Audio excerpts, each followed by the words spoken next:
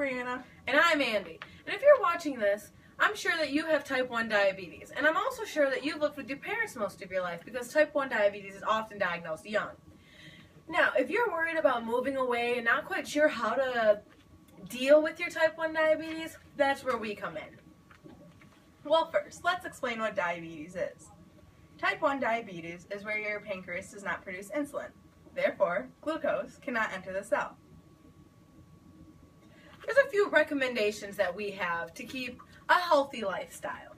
First, you must eat your vegetables, whole grains, fruits, non-fat dairy products, beans, lean meats, poultry, fish, and you should probably have a carb in every meal. These are just recommendations, of course, to help you keep a healthy diet.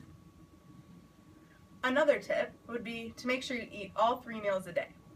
Don't skip your meals, and time your intake of food while you take your medication. Now, if you have type 1 diabetes, you know that your blood sugar levels are what you really want to be aware of. I'm sure that you've pricked your finger a few times a day, that is. And what you're actually doing is you're testing your blood to make sure it's in the correct range. And if it's not in the correct range, that's where you take your insulin or inject your insulin to get it back up to that right range.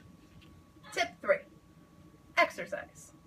It can help keep your blood glucose levels lower. Try to do anything that gets your heart moving, cardio, anything like that. Now, I'm sure we've really helped you out here. Well, at least we hope so. But there's also a few other people that you can contact if you need other information. A nutritionist. A nutritionist counsels patients on nutrition issues and healthy eating habits. You can also talk to an endocrinologist. They treat people who suffer from hormonal imbalances.